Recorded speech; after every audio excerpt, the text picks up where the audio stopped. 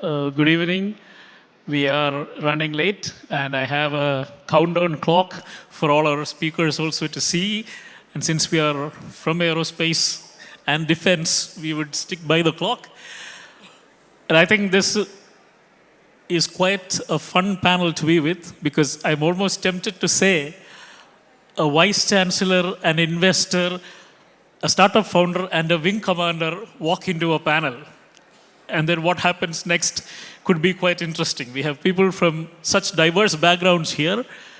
We are quite well prepared. In fact, we had two more panelists who are not joining us, which is why that 45 minutes has become 35 minutes. So we'll stick to the time. We have already discussed the questions that we raised here. Amal here is the only one who is not aware. So what is going to be asked? So we'll go around the table with each of these questions.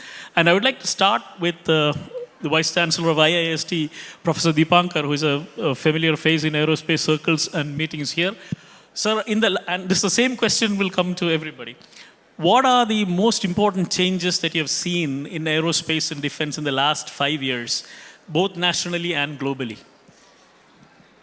Thank you for this opportunity because I think I'm an odd man out here. I'm representing the academia. But I think it is very important to represent the academia and to connect with the industry and the new ecosystem what we have. So as you asked, in the last 5 years, the major change is the new space policy. I will probably stick to a bit more on the space domain, and my colleague is here from defense, so he will elaborate on the defense sector changes and how the academia and industry partnership is being strengthened. So coming from the academia, I'm actually quite amazed because, as you know, the space technology development was completely with the ISRO's domain. And with the new space policy, the government wants it to be really, really expanded beyond the government sector, simply because the requirements and the demands are such. We know that we actually live because of space today. We cannot survive without space assets. Just not for our daily life, even for our existence. So you name any domain, whether it is safety, whether it is real life, communication, we are dependent on space. And the kind of requirement which we have, number of satellites which we have to launch, and the number of services we have to provide to the community, for only government, it is just impossible. And that has been realized. So it's very important that the private sectors come in a very, very strong way. And we are actually quite also happy to see that there are almost 300 plus startups which has come up in the last 1.5 to 2 years time scale. So that's really a phenomenal growth. And since I am representing an institute called Indian Institute of Space Science and Technology, I must point out that this was originally done for human resources for ISRO's requirement. All our engineers were directly absorbed in the ISRO system. And now we are ready to, provide that talent to the nation at large. So I think I'm very proud to be at this juncture, and I interact with my students, whether they're undergraduate level or postgraduate level or PhD level. They are also very excited about this changed ecosystem of participating in major avenues. And just very briefly, there are typically, we call it upstream and downstream in kind of space technology. It is probably harder to participate in a upstream. You need many more capital for that. But the downstream, you can be innovative, and you can just start with as I was hearing the very interesting stories about the entertainment domain, how they have developed the games, or even the startups. In the prior session, I heard they were in a 5-bedroom apartment. So the downstream development can be done actually in a similar small scale. So I think all academic institutions also have a major responsibility now. Of course, IIST is dedicated for space science and technology, but all the IITs are also opening up similar institutions. So I think we are all looking forward to, cope with this new demand. Thank you, sir. Visheshji. So I'll touch upon both space and aerospace. And I think he was absolutely right. I think the India space policy basically gave legitimacy for private space startups, because otherwise there was always a question on, there is ISRO, what is your role to play? It also gave a framework for private startups to engage and benefit of the expertise, the credibility and knowledge that ISRO has. And that led to the establishment of InSpace, which is a body there. On the aerospace side, I think there's a strong recognition of the importance to indigenize as many parts and components as you can, definitely for nationalistic and sovereign use cases. At the same time, we're also beginning to learn that the aerospace industry of Europe is steadily migrating to India. It was only last week, I think, that ACUS, which is a very large company out of Belgaum, went IPO. This is a company that makes landing gears for Boeing, sitting in a small town in there. So I think some of these trends, one, sovereignty, importance of nationalizing and making it here is possibly what's driving the piece. I must, at this venue also, not everybody knows, but it was out of KSUM that India's first private launch company was funded, Agnikul Cosmos. It was their funds that got that company started. It was equally so that it was their funds that got a company called E-Plane Company started, which is India's first private small electric plane that covers 2-3 passengers for 200 kilometers. So a lot of this is happening here and now and in this part of the world. Thank you. Amal. Thank you. Thank you for having me on this panel. And I have to say, Dr. Banerjee, that I also represent academia a little bit. So I'm the CEO of Hex20. Hex20 is a small sat manufacturer based out of Trivandrum. I'm also a faculty at the University of Colorado, and I play the role of small sat chief engineer over there. I've been in the space sector my whole career, and what I've seen fundamentally change in the last 5 years is that I think we've hit an inflection point in how we manufacture for space. You know, it used to be that space missions were very expensive, had a large incubation or development life cycle period. And it used to cost millions and tens to hundreds of millions of dollars. So we've seen that change with the rapid access to space that is happening right now. SpaceX is completely changing the market through the transporters, and I think China had 300 launches this year, something like that. So it's been incredible in terms of the number of launches that are happening every year now. Right? And ISRO is also scaling up to have a lot of launches, and I think the target that the Prime Minister gave was that we need 5 launches a week in about 2 or 3 years' time. So then the question comes, what are we going to put on these launch vehicles? So fundamentally, the way that we build satellites have changed. We are using commercial off-the-shelf electronic parts. We are using automotive-grade parts for building satellites. So people are taking a higher risk posture with respect to how you build satellites. So what used to cost millions of dollars is now in the hundreds of thousands of dollars. And I think that cost will start coming down even more as we start scaling up to meet this huge demand that the market needs. Right? So that fundamentally has changed in the last 5 years. To accommodate this growth, countries are having space policies that help to bring industry to these respective regions. Now, you take a country like Luxembourg. Luxembourg's really small, but they have set up the policy, and Luxembourg is a hub for space companies. Right? New Zealand did not even have a space policy till Rocket Labs decided they wanted to launch out of New Zealand. So if you talk to the Rocket Lab people, what you hear is that they had to lobby the government to create a space policy. So policy helps companies to come, helps drive the ecosystem, and helps drive the business, right? And I think what we, as with K-Space, and if that happens, I think that's a really big thing for Kerala in terms of being able to help develop the ecosystem. And Dr. Banerjee, we are extremely grateful. 15% of our workforce comes from IIST. And I hope that continues to grow. And I'm very happy that ISRO doesn't get to get the cream of the crop right now. We get to pick as well. But creating that educational ecosystem and the infrastructure for training is very, very important for helping to drive this ecosystem as well. I think it's an exciting time for space. It's a sunrise sector. And I think it's an industry that is well suited for the psyche of the Kerala economy and the mindset.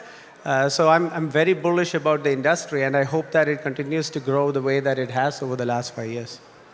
Thank you. Rhythmji. Good evening, everyone. As an organization, my area of means Indian Air Force starts from the ground, above ground to space. For me, aerospace is not only space. It comes from the above ground, whatever flies, whatever happens, it comes to us as our area of operations. I'll split this question into two. What globally has changed in last 5 years? And what nationally, as a nation, what has changed in aerospace and defense? In globally, what we have seen, the change in a warp speed or a light speed. Initially, the aerospace and defense used to be a platform-centric.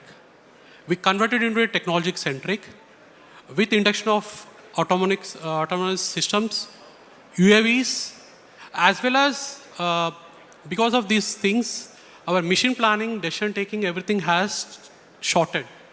What we call as OODA loop. OODA loop has shortened a lot.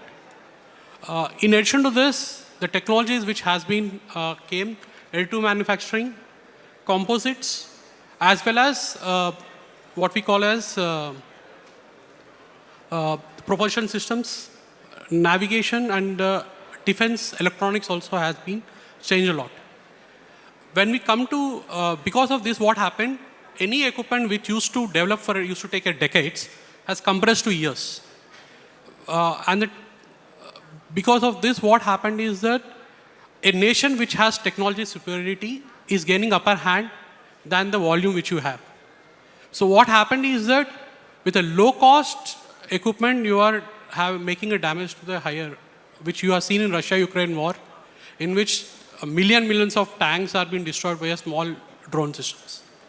The cost of warfare has changed. You're using numerical superiority of low cost things to destroy a higher value things. In India, what in the past 5 years is the government's Atmanirbhar Bharat has changed, has opened doors to all industries, especially with the startups.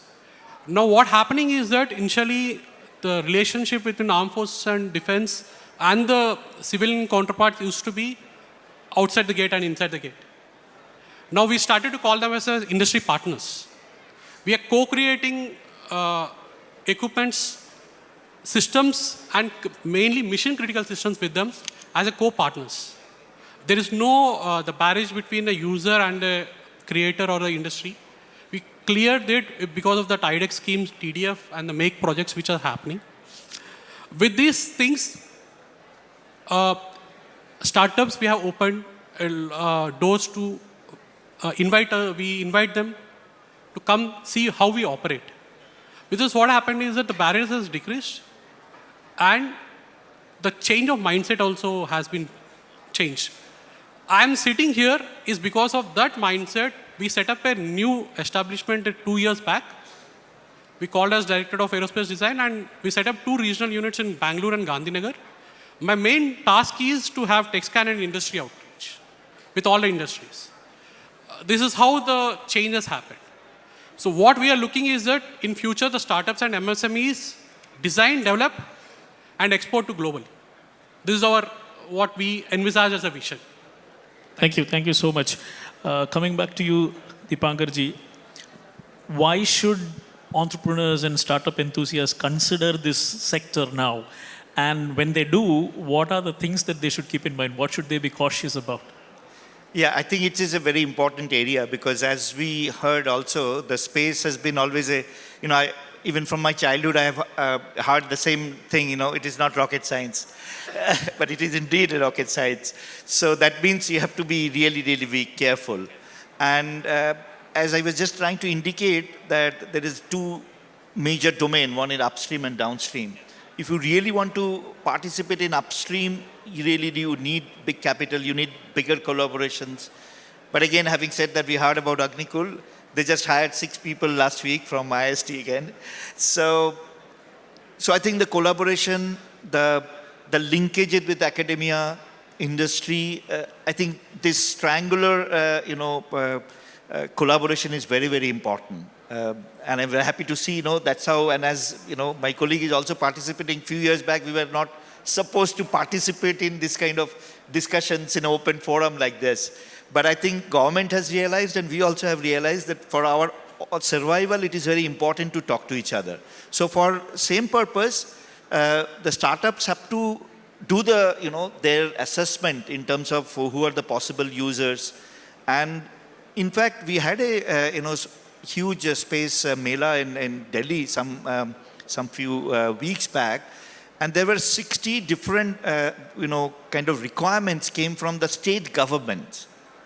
State governments are now saying that we want ISRO to provide us these services. It is almost impossible for ISRO in even 10 years to achieve that. So there is a huge scope of this, and these kind of documents, what the users are requesting for, whether it is agriculture, whether it is surveillance, as you said, the drones are making everything changed. The kind of imagery you can do, multi-wavelength, hyperspectral, how much you can combine a hyperspectral pixel is, into this business now. So I think that assessment is very important. And of course, at the end of the day, your passion also has to be seen. Some, your drive and your background. So this assessment is important. So I think, again, connecting with the industry partners, those who are already established, talking to the academia, there are incubation centers everywhere, IST, ISC, you name it, all the IITs. Start from there. I think that's a better approach. Yes. Visheshji, what do you say? I think there's some excellent points there. If I were to add, I think it's also a very different time to build these startups in India, right? I've fortunately been investing now for the last 18 years. And I can tell you, in today's entrepreneur, the fear of failure doesn't exist, which is a great situation. I think it's also a validation that the society is willing to accept a failed entrepreneur. Two decades ago, that didn't exist, right? If you failed as a businessman, something was terribly wrong with you, you were an outcast. And that's changed. And I think that's a big blessing. And that's letting a lot of people be brave to come and build companies. Capital was also available today, right? It wasn't available 15 years ago for doing long gestation businesses. So I think it's also the change in just the human mind. I think society, the government, everybody is having a positive impact, including an event like this, right? That's encouraging people to come out and do what hasn't been done before, with the idea that it's okay to fail, but we'll try. Capital is never easily available, and it shouldn't be, because then that spoils the market. It's getting better. I think so. Therefore, every year is incrementally better to do this than before, right? For Agnikul and E-Plane that started in 2019, 2020, again, full credit to KSUM for even helping them get incubated here, right?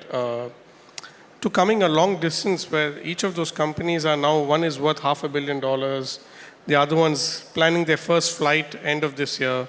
So they're covering distance. It's not been easy. It's a lot of trouble. But the other blessing is that encourages more people to come. You just need some of us to be successful for all of us to be successful. So I think that's the positive note. Yes, Amal, being a startup founder yourself. Arun, could you repeat the question? Sorry. Well, the question is, why should more people, entrepreneurs, consider this sector to come in? And then when they come in, what caution would you advise them? I would, it's a pet peeve, right? I think I have what you called, I have a bias because I've been in the industry for so long. And,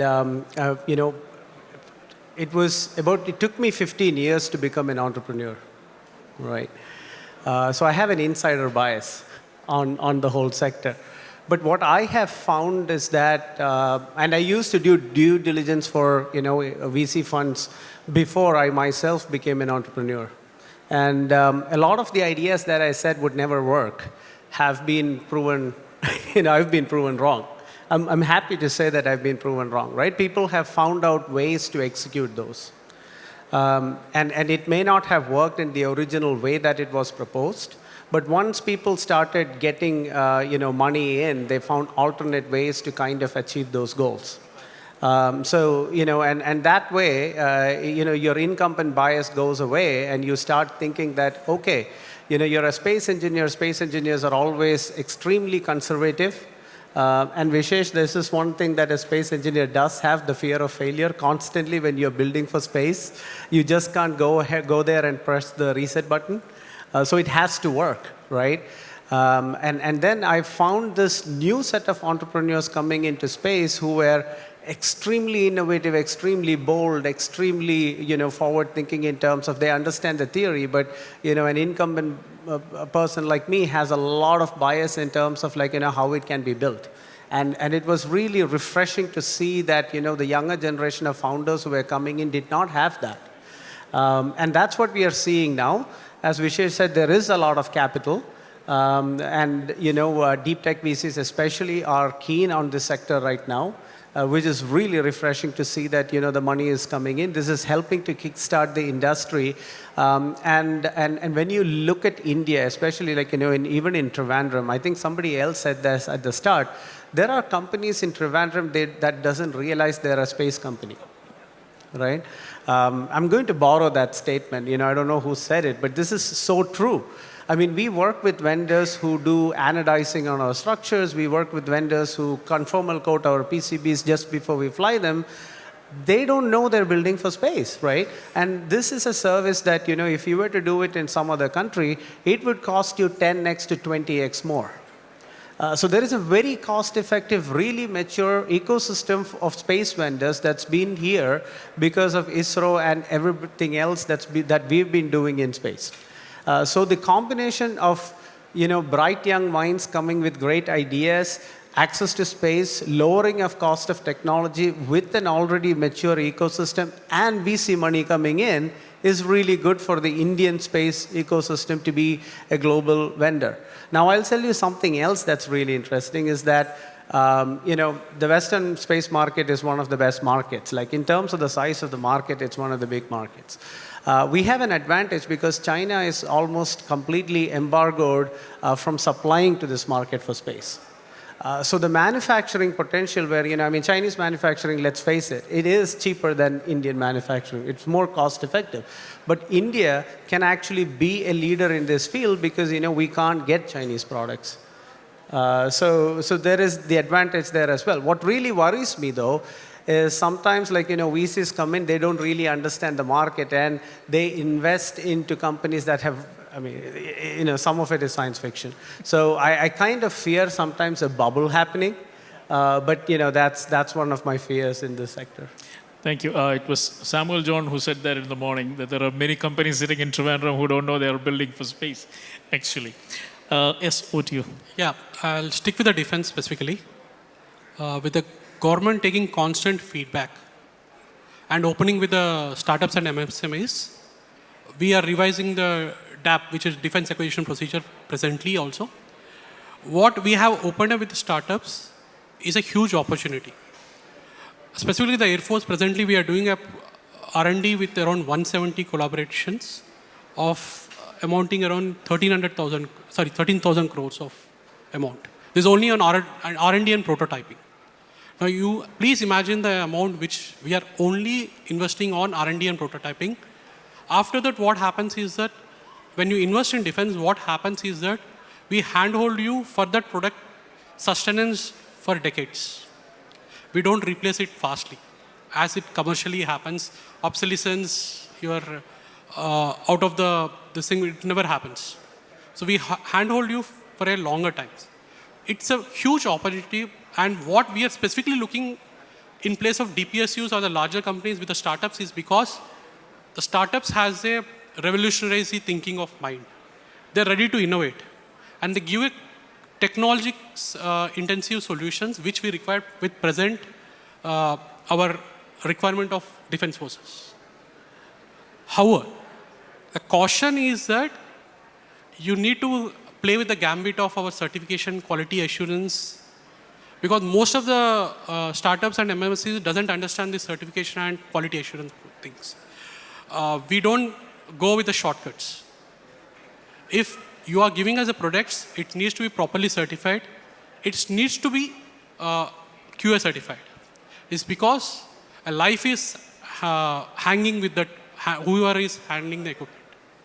And for us, human resource is more costly or else more scarce than a technology or equipment compared to. So we keep safe our humans first. So especially in aerospace, the human investment is more. For a pilot, we invest more than equipment. That's why we care more for the pilot compared to an equipment. So that's a reason we normally request you have to certified and quality assurance. The problem is that it takes time. Any person who is coming into defense has to have the patience. And financially also he has to sustain.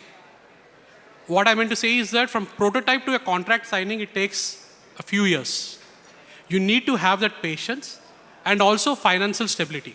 So a word of advice is that whenever a startup or MSME comes to us, we request, please be revenuely you be, foundationally you be strong, and please invest in dual use technologies. Once you start using dual use technologies, because most of the present technology which we are inserting or taking into the forces are preferably dual use technologies, which is readily available or readily tunable to as per our requirement, which is commercially available. So whenever a startup comes, we first tell don't keep all baskets in one place.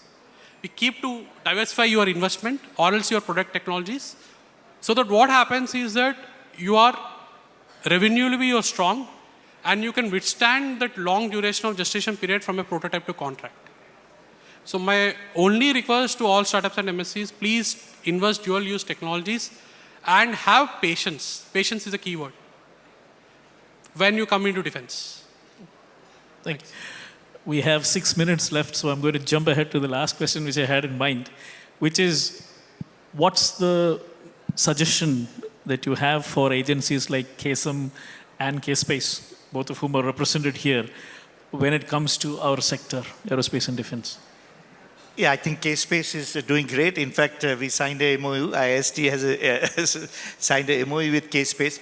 And I think, as it was pointed out, it's really, really amazing to see, the space was born in Kerala. So in that way, I think it is a legacy. So using that as a legacy and using the, favorable ecosystem, what we have, and as I could see also that the governmental support, which has enabled, all the space companies to really flourish. Some of them are moving to Hyderabad and other locations. But I know I was supposed to share this with Professor Rao also. Dr. Rao, he started up a huge, lab. I inaugurated that some time back. I mean, right, Dr. Narayanan inaugurated. I participated in that. And so even a, strong Hyderabad-based company is coming to Kerala for, such a huge investment. So I think it is very conducive now. And as I will reiterate that the collaboration is the key. And new talents also, the youngsters will be also feel more comfortable when they see there is also a backup plan. Because there is always a, little bit of concern of the failure. And as you said, sustainability is the major thing for youngsters also. They're always, some sense of insecurity does play. Some people are very bold, but not everybody. So we have to sort of take everybody along.